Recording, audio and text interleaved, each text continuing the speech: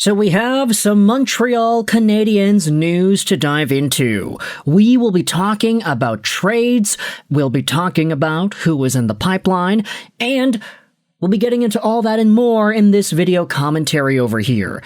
Now, why are we looking at an image of Jakub Dobeš to open up this video? Well, it's because Dobeš was announced as the starter for the Montreal Canadiens against the Toronto Maple Leafs later today. And it's quite bizarre because this tweet was posted yesterday morning. It's very interesting to see an NHL team straight up post on Twitter, "Hey, this guy's gonna start in a game tomorrow." Like, they're mentally preparing us ahead of time that this is actually going to happen. It's a new change, I'd say, in NHL teams' postings on social media. And with that in mind, I wanted to stick in the realm of goaltending to open up this video. Because it turns out there's a very particular Montreal Canadiens goaltending prospect who was just given some serious honors in the NCHC. Big congrats to Habs prospect Quentin Miller on being named the NCHC Goalie of the Month for October. As you can see by the image here, Quentin Miller plays for the Denver Pioneers in the NCAA. We already did make a video talking about this guy, but he's 20 years old, 6'3", 190, left-handed catching goaltender drafted by the Habs in the 128th spot 2 years ago. Fourth-round guy, Quartex management guy, and of course he is unsigned because he's playing in college. This season, Quentin Miller has been a monster. After graduating from the BCHL's Chilliwack Chiefs last year, where he had a .923 save percentage in 10 games, he has opened up his University of Denver Pioneers career with a .932 save percentage and a .182 goals against in 14 games played. He has had 3 shutouts, 9 wins, 4 losses, and 1 overtime loss. The crazy part is, these numbers are incredible, but they actually have taken a bit of a hit lately. Yes, it's true that Quentin Miller had a shutout against Miami University, Ohio, just a few nights ago. He had 22 shots against, 22 saves, that's great, but the previous 2 games that he had against Arizona State University and the Golden Gophers, he ended up letting in quite a few goals here. 6 goals against in a 6-5 overtime loss, and then 3 goals against in a 3-2 overtime loss. These 2 games kind of tanked his save percentage and his goals against. But the shutout yesterday against Miami obviously put things back on track, as he now has that .932 save percentage to enter this December period here.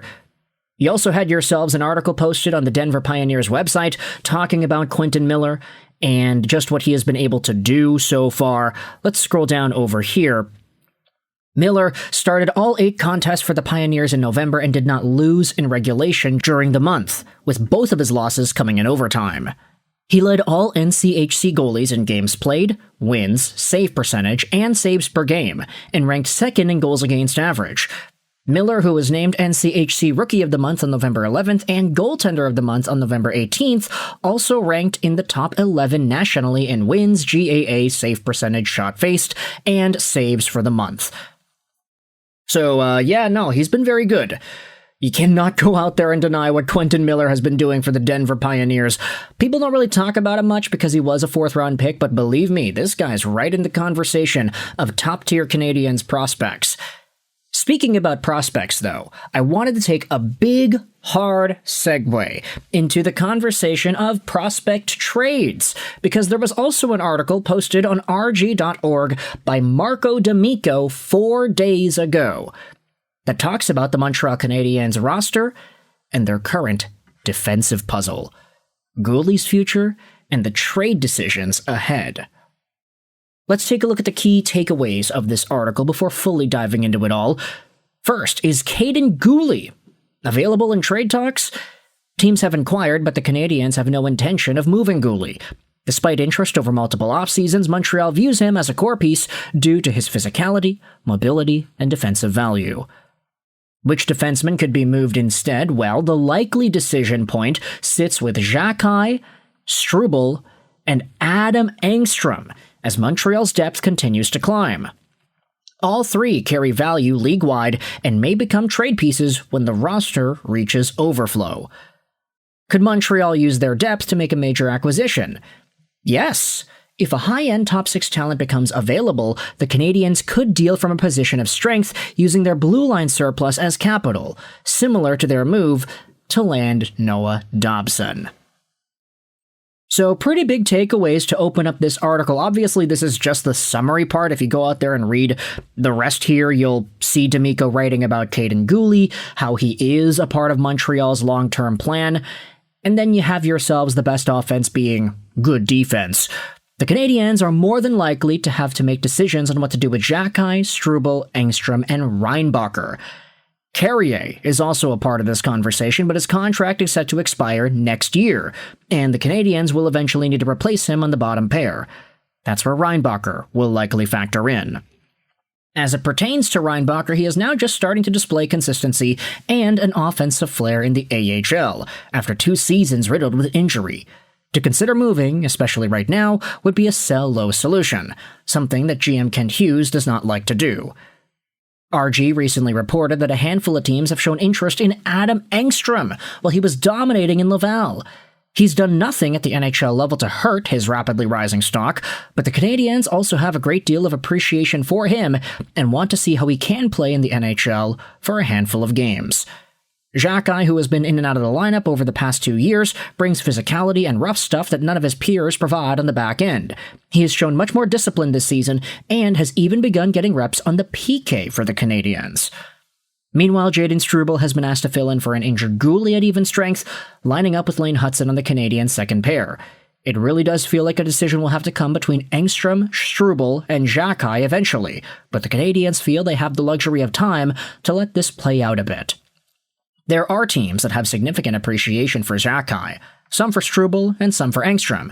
So if ever a can't-miss top-6 player does become available, the Canadiens want to make a big swing as they did this summer with Noah Dobson, because they will have the assets to do so.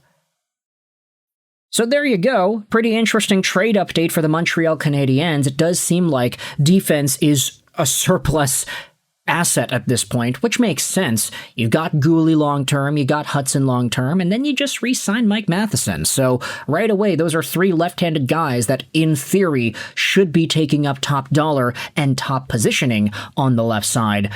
Add on David Reinbacher, add on Carrier, and add on Dobson, and you've got, essentially, a full lineup. This doesn't include Engstrom, Struble, and Xhekaj. So even though David Reinbacher can be tossed in there as well, doesn't really seem like it's the best time to move him at this point, but for all these other guys, I mean, we know the value that Arber Xhekaj has, we know Jayden Struble is young enough to justify making a trade for him, and Adam Engstrom has been showing off very well in Laval. So it does seem like either of these 3 guys could be on the move if the Canadiens get a chance to getting a high-end top-6 talent. With that in mind, I want you to let me know your thoughts in the comment section below. How do you feel about these updates with the Canadiens? Firstly, the Quentin Miller show in Denver taking over and stealing the spotlight. Also, what are your thoughts on these Canadiens trade updates here? What are your thoughts on Xhekaj, Struble, and or an Engstrom being moved to get a really nice top-6 talent? Is it possible? Do you think there are other fish to fry? Let me know your thoughts in the comment section below. What do you think Kent Hughes does next? I hope you enjoyed this video, and bye.